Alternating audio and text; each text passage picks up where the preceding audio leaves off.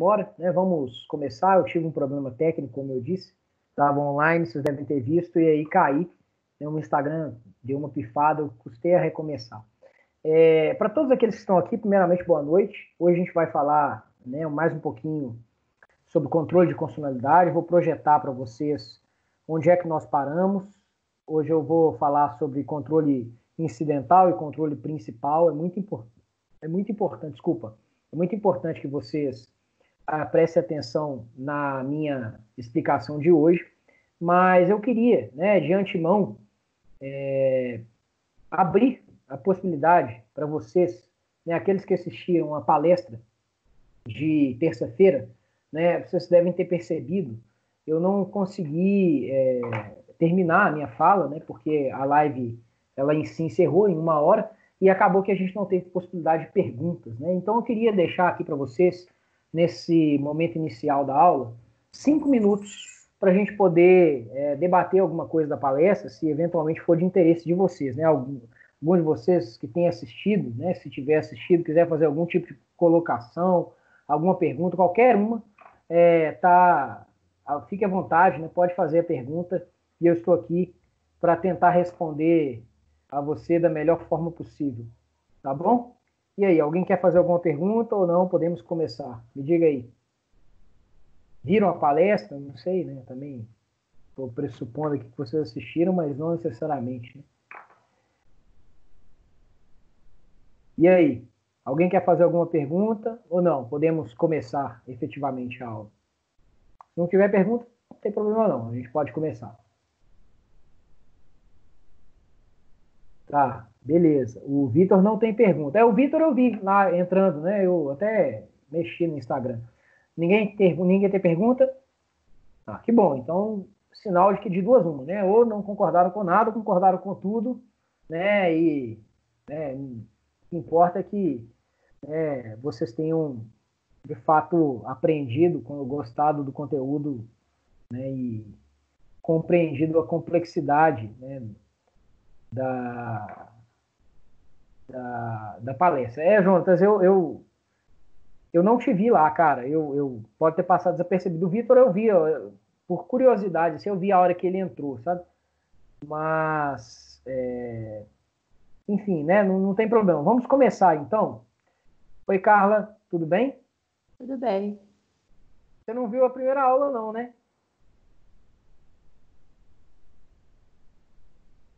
Você ativou o mudo. Eu não consegui ver a primeira aula, não consegui assistir. Agora que eu estou conseguindo ver. Você está sem grupo na turma de lá, por favor. Depois Tô entra sem grupo, lá. já pedi às meninas. Depois você entra lá no chat, dá uma olhadinha, que eu pedi para todo mundo que tivesse sem grupo, colocasse o nome lá, tá bom? Tá bom. Pessoal, sem mais delongas, vamos começar aqui.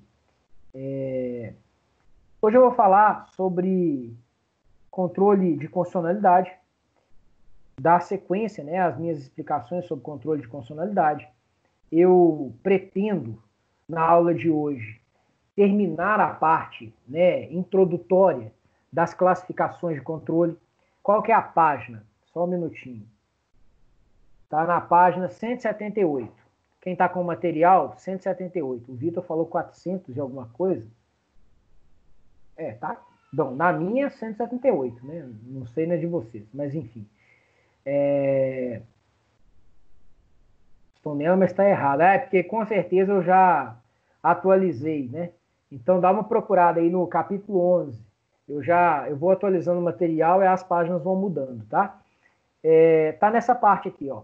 Controle quanto à forma ou ao modo, tá? Bom, em linhas gerais, a gente, na aula passada, disse que o controle de constitucionalidade é um mecanismo de proteção da supremacia da Constituição. Ele pode ser confiado ao Poder Judiciário, mas também pode ser confiado a órgãos políticos. Existe um debate, né, antigo, mas relevante, sobre quem deva ser o guardião da Constituição, debate entre o Kelsen e o Carl Schmitt.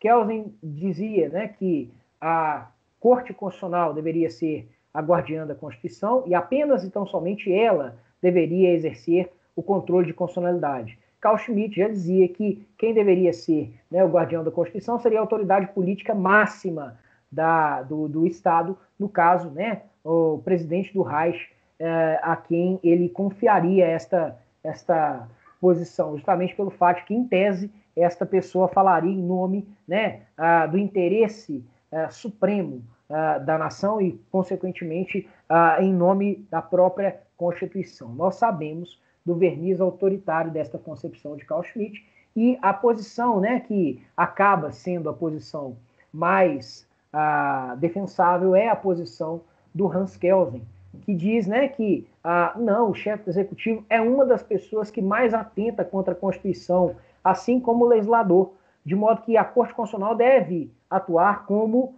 um legislador negativo, né, anulando as normas que eventualmente violem a Constituição, portanto, sendo assim necessário que o guardião da Constituição seja alguém que não o legislador ou, eventualmente, o chefe do executivo. Apesar disso, nós vimos que há no Brasil e em outras partes do mundo, né, órgãos políticos que exercem controle de constitucionalidade. Na França, por exemplo, o controle de constitucionalidade, que durante muito tempo não existia, foi instituído pela Constituição de 1958 e é confiado ao Conselho Constitucional, que é um órgão político, não é um órgão do Poder Judiciário. Da mesma forma, no Brasil, nós temos um controle político, um controle que é exercido pelas comissões de Constituição e Justiça, por todas as comissões quando avaliam projetos de lei. Nós temos um controle que é exercido pelo Congresso Nacional, quando ele susta o ato normativo, né, que foi objeto de delegação, por conta de este ato normativo exorbitar dos limites de delegação. Nós temos um controle de constitucionalidade exercido pelo presidente da República, quando ele veta um projeto de lei, né, por vício de inconstitucionalidade. E também temos o controle de constitucionalidade exercido pelo Poder Judiciário, que pode assumir duas feições, né? Um controle difuso, exercido por todo e qualquer órgão do Poder Judiciário, inclusive pelo Supremo, como órgão de cúpula do Poder Judiciário, em geral, né, em sede recursal, mas não apenas, e também um controle concentrado, esse sim, que começa no Supremo Tribunal Federal. Exatamente o item F, isso mesmo. Bom, eu acabei, né, de fazer esse preâmbulo para te explicar o seguinte: essa classificação que nós vamos começar, né, a explicar agora tem a ver exatamente com o controle jurisdicional. E ela pretende entender, na verdade, como é que se dará, né, qual é o modo de controle. E nós temos, então, duas formas: o controle incidental e o controle principal. Vamos começar pelo controle incidental. O que é o controle incidental de constitucionalidade? Meus caros, o controle incidental é um controle que se dá no âmbito de um caso concreto, numa situação efetivamente vivida em que alguém é autor, alguém é réu, há uma questão de direito material que não necessariamente, né, está relacionada com a análise da constitucionalidade. O pedido é um bem da vida, que não é a declaração de inconstitucionalidade, mas que precisa, para ser analisado, que o tribunal avalie antes uma eventual violação à Constituição. Deixa eu tentar ser um pouco mais claro. No controle incidental, você tem um caso concreto de natureza civil, penal, administrativo, tributário, etc. Esta causa, né, tem por objeto um bem da vida, eventualmente, né, uma absolução, uma condenação, um pagamento de uma indenização ou a repetição de um débito tributário, a nomeação num concurso, não importa. O bem da vida tem relação com a natureza da causa que foi levada a juízo. Há um autor, há um réu. Esse autor pode ser coletivo, pode ser um autor individual, não importa a natureza da demanda. O fato é que há um caso concreto com pedidos atrelados a esta causa, né? A natureza da causa.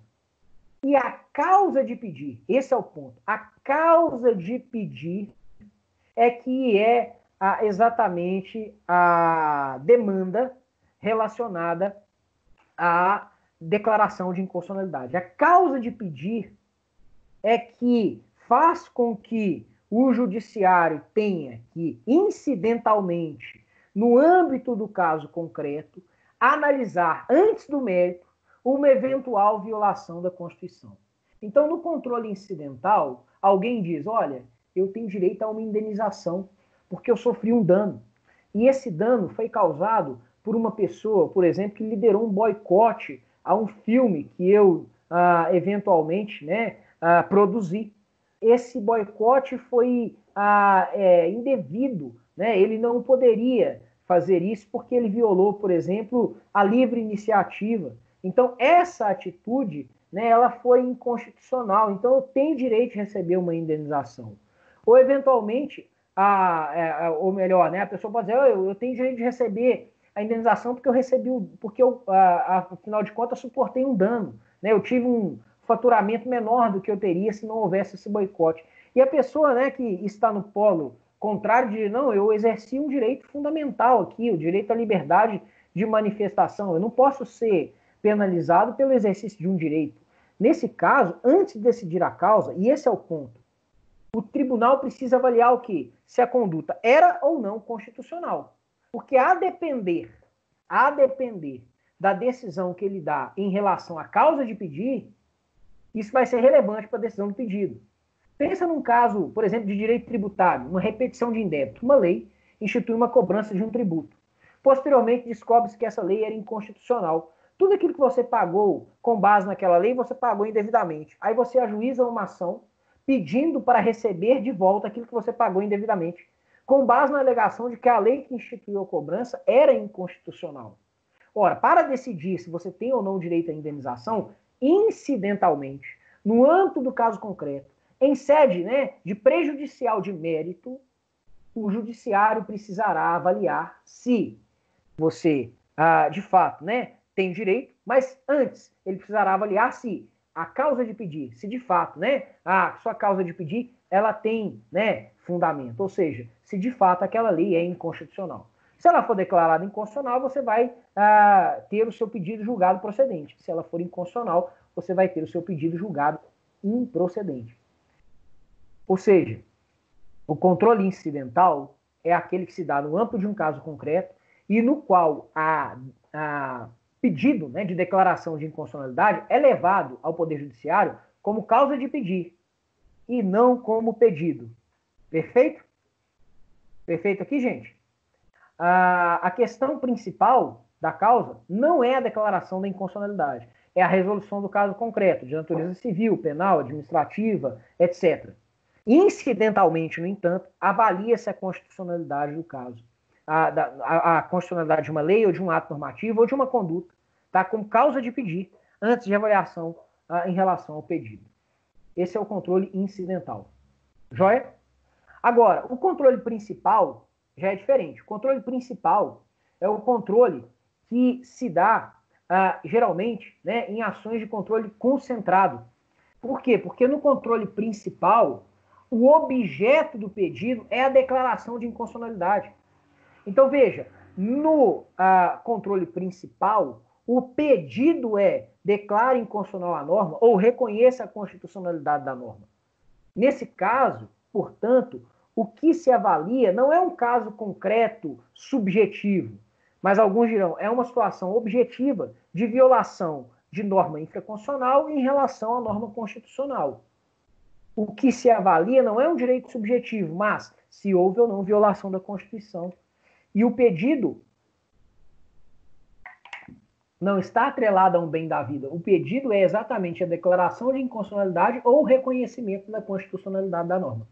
No controle concentrado de constitucionalidade, nós temos um controle que, quanto à forma, é principal. No controle difuso, nós temos um controle que, quanto ao modo ou quanto à forma, é incidental. Beleza? Joia? Sim. Vamos pensar aqui, um controle concentrado. Toda a ADI, toda a DPF, eu coloquei alguns exemplos aqui, a ADI 3510, a ADI 3619, né, que questionou o requisito da instalação de CPI estadual, a DPF 54, que é a questão do aborto anencéfalo, tudo isso é controle principal. Sobre o controle difuso, Qualquer questão de repetição de indébito que seja relacionada à inconstitucionalidade de lei é controle incidental. Tá certo?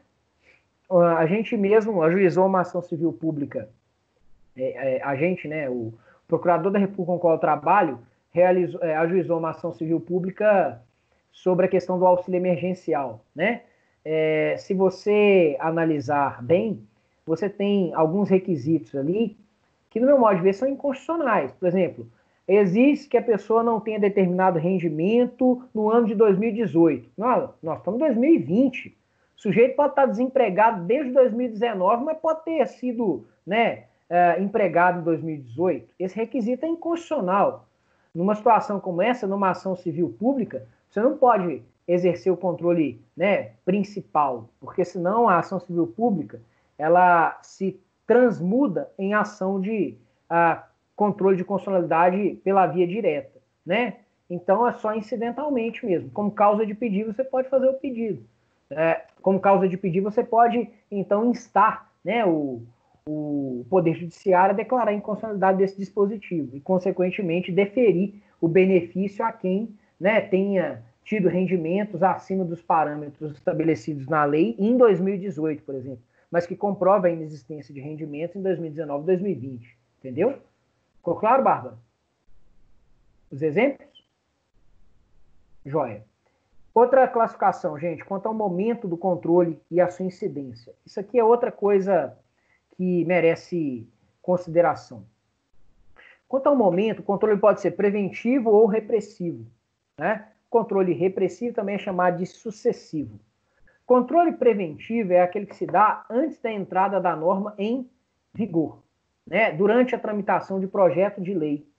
Ele, em geral, é exercido por órgãos políticos, Senado, Câmara dos Deputados, Congresso Nacional ou mesmo o Presidente da República, tá?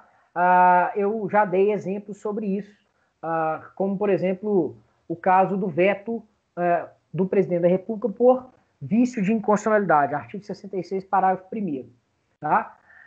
Agora, veja, isso não significa que nós não tenhamos um controle preventivo exercido pelo Poder Judiciário. Tem sim, e é uma hipótese excepcional, tá? É a hipótese em que a gente tem um mandado de segurança ajuizado por um parlamentar que se diz, né, vítima de um processo legislativo que se diz vítima não, né, que denuncia perante o Supremo um processo legislativo que é inconstitucional, né, por violar algumas das regras nele estabelecidas, ou eventualmente, né, durante uma proposta de emenda à Constituição que viole as cláusulas pétreas, né? Então, o parlamentar, que tem o direito subjetivo nesse caso, né, líquido e certo ao respeito ao devido processo legal, impetra o mandado de segurança durante a tramitação do projeto e o Supremo pode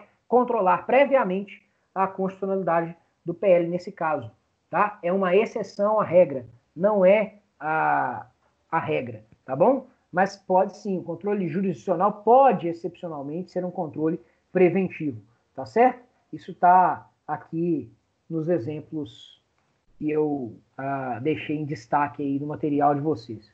E o controle repressivo ou sucessivo? Ele, em regra, é um controle jurisdicional. Após a entrada em vigor da norma, você tem o Poder Judiciário atuando em um caso, né, que foi proposto perante o Judiciário para declarar a inconstitucionalidade dessa norma ou reconhecer a sua constitucionalidade. Tá? É um controle repressivo ou sucessivo porque se dá após, né, no momento após a entrada em vigor da norma. Existe um controle político repressivo? Sim, né? Existe sim. A hipótese do artigo 49, inciso 5, gente, da sustação de atos normativos que exorbitem do poder regulamentar é uma hipótese de controle exercido, né, pelo Congresso Nacional, repressivo, tá certo? Outro exemplo é o do 62, parágrafo 3º, medida provisória, né, quando ela é editada pelo Presidente da República, posteriormente ela passa pelo crivo do Congresso Nacional, vocês sabem, né, e durante esse crivo eles vão avaliar se ela é ou não constitucional, se ela cumpre, por exemplo, os requisitos da relevância e da urgência. Isso é Outro exemplo de um controle difuso. Quem está dizendo que está travando, acho que é a Bárbara, né? O vídeo está travando para você, gente? Me diz aí. Para mim está tranquilo aqui. Confirma aí para mim. Deixa eu dar uma parada aqui. Vocês estão me ouvindo bem? Então muito provavelmente é a internet mesmo, Bárbara. Muito provavelmente é a internet mesmo. Tenta fazer o seguinte. Tenta sair e voltar. Dá uma... Beleza. Então vamos voltar aqui. Última coisa, gente. Última classificação, tá? Quanto à parametricidade. Esse aqui é talvez o critério mais complicadinho, tá? Quanto à parametricidade. Quanto à parametricidade, você está levando em consideração que é o parâmetro para o controle de constitucionalidade. Deixa eu te explicar. Quando você vai exercer controle de constitucionalidade, você tem um parâmetro e tem um objeto. Parâmetro e objeto. Parâmetro é aquilo que você usa para avaliar se a questão, né, se o ato normativo ou se a lei é constitucional ou não. Geralmente, o parâmetro é a Constituição, tá? E o objeto é o ato normativo que está sendo controlado. O controle de constitucionalidade quanto ao parâmetro ele pode ser direto ou indireto. Muitos dirão que o controle de constitucionalidade é indireto quanto ao parâmetro, ele não é, na verdade, um controle de constitucionalidade, ele é um controle de legalidade. Vamos entender isso com calma. Com relação ao controle direto, parâmetro é a própria Constituição. É o caso do artigo 102, inciso 1, a linha A. Se você está com a Constituição aí, pega para mim, por favor. Artigo 102, inciso 1, a linha A.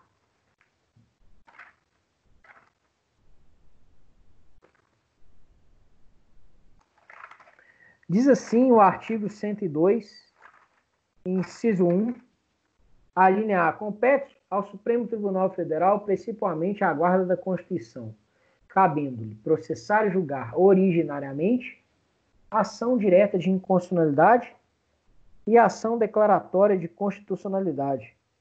Não é isso?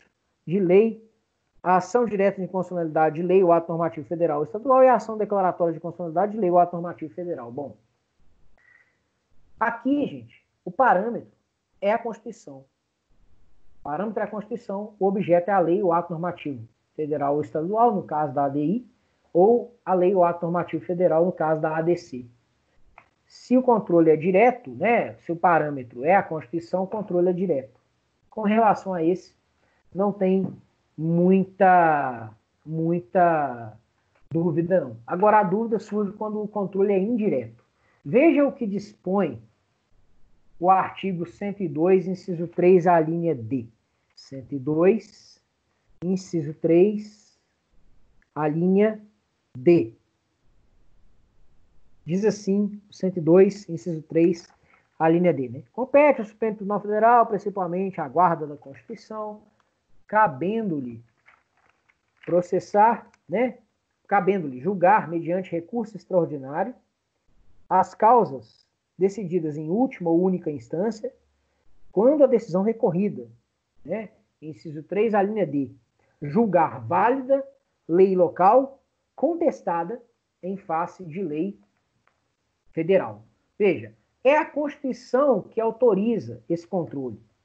Mas, no caso, o que você vai avaliar é se houve, né? O quê? Se houve uma violação da lei local em relação à lei federal. Você está analisando em última instância, gente, é um conflito de competências. Tá? O parâmetro imediato é a lei, não é a Constituição. A Constituição é um parâmetro indireto. Ela é que autoriza o controle. Um outro exemplo, controle de constitucionalidade no âmbito estadual. Ele é autorizado pelo artigo 125 da Constituição. Mas o parâmetro utilizado não é a Constituição Federal, é a Constituição Estadual. Nesse caso, nós estamos diante, né, de um controle indireto quanto à parametricidade. Por que o controle é indireto, né, quanto à parametricidade? Porque a Constituição não é o fundamento imediato do controle, não é o parâmetro imediato para o exercício do controle. Ele autoriza que o controle se dê, né? Mas o parâmetro utilizado no caso é outro. Em muitos dos casos, o controle vai ser meramente de legalidade, não vai ser um controle de constitucionalidade. Entenderam? Fez sentido aqui? O controle indireto quanto ao parâmetro? Sim? Eu preciso que vocês me digam, porque esse é o mais confuso. Eu acho que ficou claro, né? Só que vejam, dentro dessa terminologia, controle indireto, controle direto, existe uma discussão que extrapola isso que a gente acabou de falar. Tem a ver, por exemplo, né, com a inconstitucionalidade reflexa ou oblíqua, tá?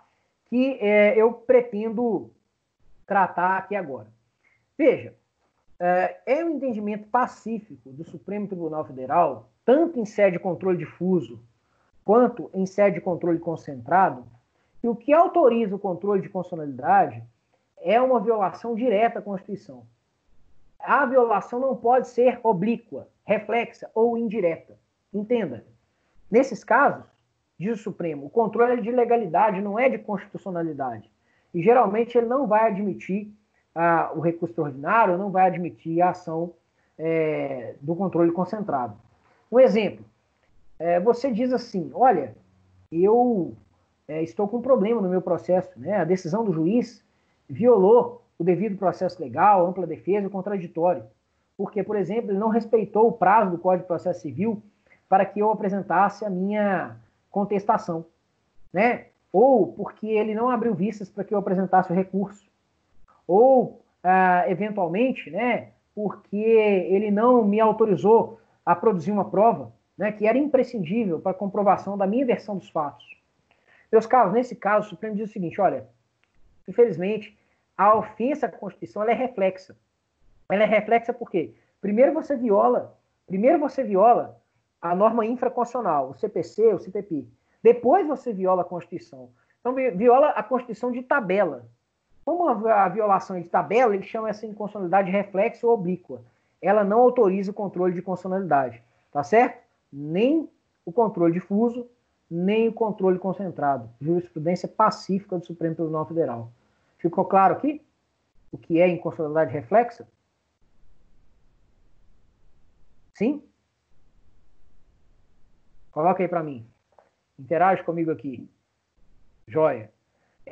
Outra ainda questão relacionada a essa terminologia, gente, é essa aqui, ó, a inconstitucionalidade indireta, que não tem a ver, tá, com a parametricidade, mas tem a ver com o eventual impacto da declaração de inconstitucionalidade de uma norma sobre outras normas. Deixa eu tentar te explicar de uma forma simples aqui. Se você tem uma lei que é declarada inconstitucional e ela tem correlação direta com uma série de outros atos normativos e outras leis, ou eventualmente dentro de uma própria lei você declara a inconstitucionalidade de um artigo e esse artigo estava relacionado com outros que eventualmente não tenham sido incluídos no pedido, né? É comum que o Supremo Tribunal Federal declare a inconstitucionalidade daquele artigo ou daquela lei e, por arrastamento, de todos os outros artigos ou leis ou atos normativos que tenham correlação direta com a lei e o ato normativo que foi declarado inconstitucional. A isso nós chamamos de inconstitucionalidade por arrastamento ou inconstitucionalidade consequente, tá? E ela se dá justamente em decorrência o quê? Da relação direta entre o ato normativo e outro ato normativo declarado inconstitucional, ou entre os artigos, né, que foram declarados inconstitucionais naquele caso concreto. Beleza? Joia? É a última questão que eu precisava trabalhar aqui em relação à parametricidade. Outra questão ainda dentro de classificação, que também é importante, que diz respeito ao momento de criação da norma contrária à Constituição, né? E isso tem a ver com controle de constitucionalidade? Sim, inclusive, essa é uma questão, né, que me causa revolta, né? Vocês sabem, eu fiz a prova de defensor público aqui de Minas Gerais e fui eliminado na segunda fase, né? Eu não fui à fase oral por 15 décimos. E, curiosamente, uma das questões, né, que foram cobradas na primeira fase, nessa primeira fase eu fui aprovado, era uma questão que envolvia isso aqui, né, e para mim a questão tinha que ser anulada, porque ela tinha duas respostas, mas a examinadora resolveu manter, né, o gabarito, né, como ela tinha proposto inicialmente. A banca era a banca própria, tá? A organizadora era a Fundep. Bom, independentemente disso, né, feito o meu desabafo aqui, o ponto é o seguinte, entenda, existe controle de constitucionalidade quando a norma objeto de controle é anterior à Constituição? Entenda, eu estou avaliando aqui uma linha do tempo. Olha aqui, deixa eu ver se eu tenho uma régua aqui que fica melhor.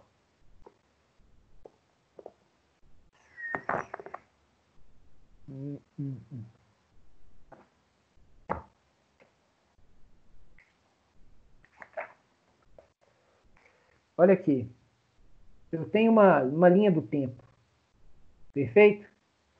Acho que sim, para recepcionar ou não. Então, essa é uma polêmica danada, nós vamos ver agora, tá? Foi exatamente isso que gerou toda a discussão na questão da Defensoria Pública Mineira. Se a Constituição está aqui e o ato normativo questionado está aqui,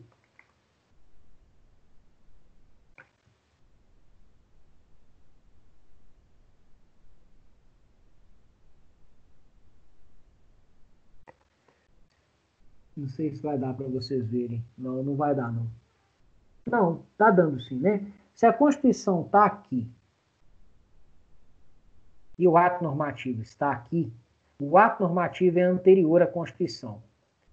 Isso significa, gente, que o ato normativo ele não foi recepcionado pela Constituição. A doutrina Bernardo, majoritária... Oi? acho que tá mostrando pra gente a tela do material ainda. Ah, é? Peraí. Isso, dá uma olhada aí. Agora. E agora? Ah, agora sim. Porque senão a gente não tava vendo. Olha aqui, ó. Você tem a Constituição aqui e o ato normativo aqui, anterior à Constituição. Quando a Constituição entra em vigor, ela revoga, né, tudo aquilo que, né, era incompatível com ela no mesmo plano dela. Então ela revoga todas as constituições, né, anteriores, né, aliás, ela revoga a Constituição anterior, todas as normas constitucionais anteriores, né, que estavam em vigor, e ela não recepciona, e portanto ela revoga as normas infraconstitucionais que são incompatíveis com o seu conteúdo. Beleza? Esse fenômeno da não recepção, segundo a doutrina e o Supremo Tribunal Federal, não é um fenômeno de controle de constitucionalidade, mas de direito intertemporal. Que você analise a receptividade ou não, e não a inconstitucionalidade da norma. O que você pode ter é, se essa norma, né, é avaliada com base na Constituição vigente da época, você pode ter o controle de constitucionalidade dessa norma. Mas, à luz da Constituição, né, posterior, o que você teria é o fenômeno da não receptividade. O que é possível é o controle de constitucionalidade de normas posteriores à Constituição. Isso é possível. Então, vamos lá. Inconstitucionalidade originária. Tem a ver com isso, né? Inconstitucionalidade originária, gente, é aquela hipótese em que a norma ela já nasce inconstitucional, né? E ela é posterior à Constituição. Nesse caso, né, quando a lei ou ato normativo questionado é editado na vigência da Constituição, você tem controle de constitucionalidade. Ela pode ser afastada, né, por conta do vício de inconstitucionalidade. Ela é inconstitucional desde a sua origem, da inconstitucionalidade originária. Essa aqui não, a inconstitucionalidade dela não é originária, porque imagine o seguinte, quando ela foi editada, ela era compatível com a Constituição. Por exemplo, né, a lei de censura. A lei de imprensa, né, que censurava, né, a imprensa. Era compatível com a Constituição de 69, né, e com o ato institucional número 5. Mas com a Constituição de 88, não. Ela não foi recepcionada pela Constituição de 88. Isso seria, portanto, para alguns autores, fruto de uma inconstitucionalidade superveniente. Ela nasceu constitucional, mas supervenientemente ela se tornou inconstitucional. Qual é o problema? O problema, gente, é que, para alguns autores, isso aqui é inconstitucionalidade, isso aqui não é tema de direito, de controle de constitucionalidade, melhor dizendo. Isso aqui é objeto de direito intertemporal. Aí você tem, né, essa discussão levada ao extremo, e esse era o objeto da questão da Defensoria Pública da União. No caso da ADPF, porque a ADPF admite, né, o controle de constitucionalidade de atos normativos anteriores à Constituição. E aí, você teria controle de constitucionalidade ou não? Para a parcela da doutrina, sim. Mas para o Supremo, não. Por meio de ADPF, nesse caso, você analisaria a receptividade ou não da norma anterior à Constituição. Olha que coisa polêmica. Então, você teria uma ação de controle concentrado de constitucionalidade, mas por meio da qual você não analisaria a compatibilidade da norma com a Constituição sob a ótica, né, de um controle de constitucionalidade, mas sob a perspectiva do direito intertemporal. Então, aqui você teria uma inconstitucionalidade superveniente que não geraria declaração de inconstitucionalidade, mas o reconhecimento da não recepção da norma. Entenderam? Fez sentido para vocês? Inconstitucionalidade superveniente é possível com uma norma posterior à Constituição? É possível. Imagina a seguinte situação. A Constituição foi editada, a norma foi editada após a Constituição. Aí a Constituição foi emendada, essa norma se tornou inconstitucional. A inconstitucionalidade é superveniente nesse caso. Beleza? Ela se tornou inconstitucional. Então, inconstitucionalidade originária é aquela que está desde a origem, né, desde a edição da norma, e a inconstitucionalidade superveniente é aquela que vem depois, por conta da alteração do ordenamento jurídico. Perfeito? Muitos dirão que a inconstitucionalidade superveniente não é uma questão de direito, né, de controle de constitucionalidade, melhor dizendo. É uma questão de direito intertemporal, tá? Mas, como eu acabei de explicar para vocês, essa é uma questão extremamente polêmica e complexa, né? Porque a DPF, por exemplo, permitiria o controle de constitucionalidade de atos normativos anteriores à Constituição. Ainda assim, ponto. Ainda assim, é preciso ponderar que, para o Supremo Tribunal Federal, em sede ADPF, quando você analisa a situação da inconstitucionalidade superveniente, você não analisa a questão sob a perspectiva de um controle de constitucionalidade, mas você faz uso da DPF para reconhecer a não recepção da norma incompatível com a Constituição. Beleza? Joia? Então você tem o fenômeno da revogação e não da inconstitucionalidade. Joia? Deixa eu voltar para o material. Me diz aí, alguma dúvida até aqui? Sim ou não? Alguma dúvida, gente? Nenhuma dúvida? Então vamos continuar aqui, ó. Última, né? Quanto ao tipo do processo ou a natureza das decisões. Controle concreto ou controle abstrato. Eu, nessa classificação, sou bastante crítico, porque eu acho que todo controle acaba sendo, em última instância, concreto. Não existe controle totalmente abstrato. Essa crítica não é minha, essa crítica é do Álvaro Ricardo Souza Cruz, no livro Jurisdição Constitucional Democrática. Crítica completamente acertada. E eu vou te dar alguns exemplos em relação a isso. Mas primeiro, antes de criticar, deixa eu te explicar. Controle concreto, para a maioria da doutrina, é aquele controle que se dá no âmbito dos casos concretos. É o controle que é sinônimo do controle incidental.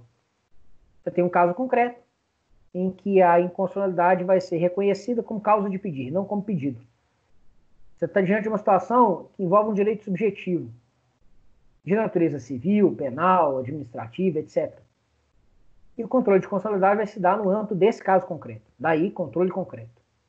Controle abstrato é uma terminologia que foi utilizada, né, pelo Hans Kelsen para justificar o controle concentrado que ele estava propondo. Ele falou, olha, no controle concentrado, abstrato, você não está analisando um caso concreto, você está analisando a situação abstratamente. Você está analisando só a compatibilidade de norma constitucional, de uma norma infraconstitucional com a Constituição. Tá certo? Essa é uma questão relevante. Aí, a doutrina costuma classificar o controle abstrato como controle que se dá no âmbito das ações, né, direta de inconstitucionalidade e a ação declaratória de constitucionalidade. Tramitam originariamente perante o Supremo Tribunal Federal, porque lá você teria análise só da compatibilidade de uma norma infraconstitucional com a Constituição. Você não teria um caso concreto. Entenderam a diferença? Fez sentido para vocês? Me explica aí. Fez sentido para vocês? Me fala. Por favor. Coloca alguma coisa aí. Não me deixa falando sozinho, não. Pelo amor de Deus. Para mim fez. Todo mundo, gente? Todo mundo entendeu? Que agora eu vou criticar isso. Só que para criticar eu preciso entender se vocês compreenderam a explicação. Ótimo. Agora eu vou criticar. Veja. Por que eu estou falando que todo controle é concreto? Imagina o seguinte. Caso da ADPF 54, né? O aborto de fetos anencéfalos.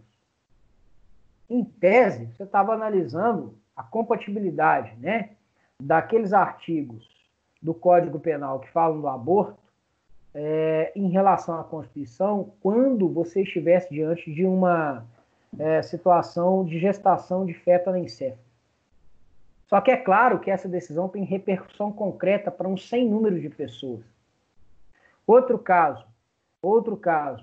Pensa comigo aqui na recente polêmica referente à execução provisória da pena, né, que o Supremo Tribunal Federal, em sede de controle concentrado, reviu o entendimento que ele havia estabelecido em sede de controle difuso, que havia sido uma modificação de um precedente anterior em que ele não admitia o controle, ele não admitia, né, a execução provisória da pena. Então ele voltou a não admitir a execução provisória da pena.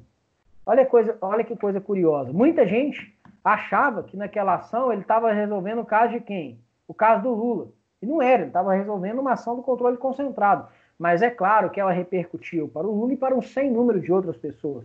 Então, que coisa é essa de controle abstrato? Não existe controle abstrato. Ninguém julga de olhos fechados para o mundo, né? Seria até melhor que houvesse, né? Porque aí a gente não teria uma coisa tão absurda como a que aconteceu no Supremo Tribunal Federal nessa época, com a presidente do Supremo, na época, minha professora, né, Carmen Lúcia, pautando primeiro um HC para depois pautar as ações do controle concentrado. Valha-me Deus, como é que faz uma coisa dessa? Absurdo, né? Exatamente para manter um sujeito preso, para depois vir e falar, né, mas agora a gente mudou o entendimento. E a Rosa Weber, que me fala assim, não, se fosse, né, uma ação de controle concentrado, eu iria acompanhar a maioria. Ela fez a maioria no voto de Minerva. Senhor Jesus, Supremo Tribunal Federal realmente me dando desgosto nesse caso. Mas, enfim, fato é, para mim, todo controle é concreto, mesmo o que se autodenomina abstrato. Tá? Por isso eu prefiro chamar o controle de controle concentrado e controle difuso. Tá bom? Uma última explicação. Lembra quando eu falei do controle incidental e do controle principal? Agora eu estou falando do controle concreto e do controle abstrato. É muito comum você achar que todo controle incidental, né, se dá no âmbito de um caso concreto. E todo controle, né, abstrato é necessariamente principal. E que, necessariamente, né, o controle concentrado será, portanto, um controle necessariamente principal, nunca incidental, e que o controle difuso vai ser sempre um controle, né, concreto, incidental e nunca principal. Mas há um problema aqui. O controle concentrado, ele pode ser incidental. Isso porque há, em diversos ordenamentos jurídicos, o instituto, né, do incidente de inconstitucionalidade, onde você para um julgamento, suscita a questão, né, da inconstitucionalidade perante o Tribunal Constitucional decide e a causa volta para que o tribunal, né, que estava julgando o caso dê sequência àquela situação. Aqui você tem um controle incidental concentrado. No Brasil, isso também acontece, na DPF incidental. A gente vai estudar isso com calma, tá? Então, em relação às classificações, quando eu for me referir ao controle difuso ou controle concentrado, eu vou, às vezes, empregar as terminologias controle incidental e controle concreto, né, controle incidental e controle difuso como sinônimos, mas saiba que há um controle concentrado que pode ser incidental, tá bom?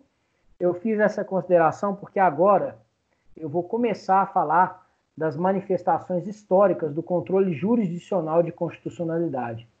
E eu vou encerrar a minha aula falando do controle difuso, que surge nos Estados Unidos, né? Na verdade, surge antes. Os precedentes do controle difuso de constitucionalidade remontam ao século XVII, na Inglaterra, um caso que ficou conhecido como Bohan's Case, nas decisões do Privy Council em inglês, né, do século XIX, e nas decisões dos tribunais dos estados norte-americanos de controle de constitucionalidade, ainda no século XVIII. Privy Council do século XVIII, eu falei século XIX, eu falei errado, tá? Tanto, né, no Bohan's Case, quanto nas decisões do Privy Council, quanto nas decisões do Tribunal dos Estados norte-americanos, né, que levavam em consideração como parâmetro a Constituição Estadual e como objeto as normas, né, as leis e atos normativos estaduais, você tinha controle de constitucionalidade. Ou você tinha algum tipo de controle que levava em consideração uma norma de hierarquia superior e que, por ter hierarquia superior, ocasionava a não aplicação da norma infraconstitucional ou de uma norma, né, ordinária naquele caso concreto. Por exemplo, no Bohan's Case, só a título de curiosidade, você tinha uma lei no parlamento inglês, né, que autorizava apenas uma determinada universidade, um colégio de médicos, a expedir diploma de medicina. Acontece que o Bohan, ele se formou em uma universidade que não era, né, a Universidade dos Médicos, né, o College of Physicians, acho que era isso. Ele formou em Oxford e numa outra universidade. E aí, quando ele, então, né, pleiteou a expedição do diploma para exercício da medicina, o College of Physicians, né, o Colégio dos Médicos, negou a ele o diploma, dizendo, olha, você não formou aqui, você não vai receber o diploma. E ele, olha, mas eu formei em outros lugares, não interessa, né? Aí ele disse, olha, eu tenho o direito, né, de exercer a minha profissão, isso é um direito reconhecido, né, pelo common law, eu, portanto, né, não posso ter obstado o meu direito ao diploma nesse caso. E o Edward Coke, que julgou o Bohan's Case, ele reconheceu, né, que, em nome, né, do direito da terra, do common law, né, dos princípios essenciais que regiam, né, o direito inglês, aquela lei ela não poderia ser aplicada naquele caso. Primeiro precedente aí, histórico, a primeira raiz do controle de constitucionalidade. Ainda assim, a posição majoritária da doutrina é de que controle de constitucionalidade ele surge no caso Merv versus Madison. Como eu acabei de dizer, isso não é verdade.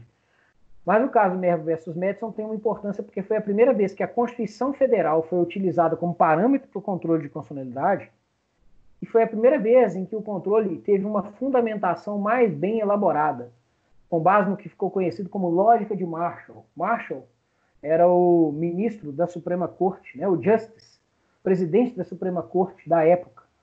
E ele desenvolveu o seguinte raciocínio: que todo tribunal, todo juiz, no exercício da jurisdição, tinha como uma de suas funções zelar pela supremacia da Constituição. De modo que todas as vezes que uma lei violasse a Constituição, era dever do Poder Judiciário, no caso concreto, reconhecer, né, a inconstitucionalidade e, consequentemente, avaliar o pedido à luz desse reconhecimento. Então, em nome da supremacia da Constituição, o tribunal teria a obrigação, né, de declarar a inaplicabilidade da lei no caso concreto e reconhecer, portanto, né, a sua nulidade, né, a nulidade da lei. Foi isso que aconteceu no caso Merv versus Madison, que foi julgado em 1803, já no século XIX, né? Esse caso é um caso muito legal, porque ele envolve uma grande celeuma política, né? A gente estava num período de transição, né, de mandatos presidenciais. O partido, né, que vencer as eleições não era o partido do então presidente. O então presidente, ele nomeou uma série de juízes, né, federais, e no dia seguinte a essas nomeações assumiu a presidência o partido, né, o candidato do partido opositor, né, que havia, né, vencido as eleições. Vamos dar nome aos bois, né? O presidente que havia vencido as eleições e que tomou posse no dia seguinte era o Thomas Jefferson. Ele era um antifederalista. E o presidente anterior era o John Adams, que era um federalista. O John Adams nomeou uma série de juízes na calada da noite, né, na virada do mandato. Por isso esses juízes ficaram conhecidos como juízes da meia-noite. Entre esses juízes estava o famoso William Marbury. E qual foi o problema do William Marbury? Para tomar posse, ele precisava do diploma. O diploma já estava devidamente assinado pelo secretário de Estado do nosso amigo John Adams, que era ninguém mais, ninguém menos que o John Marshall, né? Que viria a ser presidente da Suprema Corte, no caso Marbury versus Madison, tá? Mas no momento em que o Thomas Jefferson assume, ele fala, olha, não vai dar diploma para nenhum desses juízes, né? E ele determina que o secretário de governo dele não dê o diploma, né? Ainda que assinado para os juízes. E quem dança nessa história é o Marbury, William Marbury, que não recebe o seu diploma. O que ele faz? Ele faz uso de uma lei, né, que autorizava uma ação diretamente na Suprema Corte para fazer valer o seu direito de exercer o cargo e receber o diploma, né? De receber o diploma e, consequentemente, exercer o cargo. E ele vai à Suprema Corte. E lá chegando diz, olha, eu, né, fui nomeado pelo presidente da época, o John Adams, o meu diploma foi devidamente assinado pelo secretário da época, e na medida em que o novo presidente, né, o Thomas Jefferson, ele assumiu, ele deu ordens para o seu secretário de Estado, o Marbury, o Madison, perdão, né, o Madison, para que o Madison não me entregasse o diploma. Bom, eu tenho direito, né, de receber o diploma, porque afinal de contas eu fui nomeado juiz de paz, então ele não pode me negar esse diploma. E essa bomba caiu no colo da Suprema Corte, né? E o presidente da Suprema Corte estava diante de uma questão política extremamente conflituosa, né? Porque se ele desse o diploma, né, para o Marbury, ele iria acabar por desagradar o presidente da ocasião, né, que era contra a nomeação. Por outro lado, ele tinha, né, de fato, uma situação em que o sujeito tinha direito, né, de tomar posse porque ele já tinha sido devidamente diplomado, só precisava receber o diploma. Então ele estava diante dessa celeuma e ele teve um insight brilhante, né, apesar de, né, nesse caso ser questionável, mas que viria, né, a se tornar, né, um insight memorável, porque ele disse o seguinte, olha, veja bem, William Marbury, você de fato tinha o direito de receber o diploma, mas tem um porém. Você fez uso de uma lei para recorrer diretamente à Suprema Corte, para juizar uma ação, né, diretamente na Suprema Corte, que é uma lei inconstitucional. Por quê? Porque só a Constituição pode estabelecer a competência da Suprema Corte. Essa lei, né, que autorizou você a juizar a ação direta na Suprema Corte, ela é inconstitucional.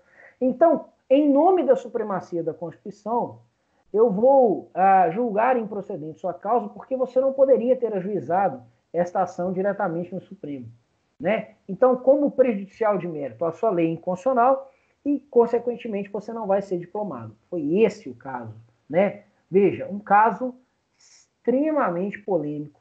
Nas origens do controle de constitucionalidade, uma argumentação jurídica, mas claramente, né, guiada por uma questão de ordem pragmática, política, e que, né, assentou o precedente, né, mais citado do Judicial Review também, né, é o nome do controle difuso de constitucionalidade, e que, de certa forma, né, ficou para a história. Né? A lógica de Marshall, em nome da supremacia da Constituição, eu declaro inconstitucional a lei infraconstitucional para manter a rigidez da Constituição, né, a supremacia da Constituição, porque ela é uma norma hierarquicamente superior, e ela é uma norma que valorativamente tem uma importância material maior do que as normas infraconstitucionais. Percebeu? Esse é o caso Marbury versus Madison. Para terminar, esse controle difuso, também chamado de Judicial Review, ele foi aplicado no Brasil desde a Constituição de 1891, expressamente, até a Constituição de 88. Todas as constituições brasileiras, a partir da Constituição Republicana de 1891, estabeleceram expressamente controle difuso de constitucionalidade. A Constituição Imperial não estabelecia a possibilidade de controle de constitucionalidade, tá? Por influência do constitucionalismo francês. Outra curiosidade, nos Estados Unidos não há uma previsão expressa autorizando o Poder Judiciário a exercer controle de constitucionalidade. Isso se deu por meio da jurisprudência. Um dos precedentes, eu acabei de citar, o Marbury versus Madison, tá certo? Agora, no Brasil não. No Brasil há uma previsão expressa na Constituição autorizando o controle difuso de constitucionalidade. Em todas as nossas constituições republicanas, tá? Até a Constituição de 38. Beleza? Na próxima aula a gente vai estudar as peculiaridades do controle difuso no Brasil e vamos encerrar o controle difuso e começar a estudar o controle concentrado. Perfeito? Alguma dúvida até aqui, pessoal? Alguma dúvida?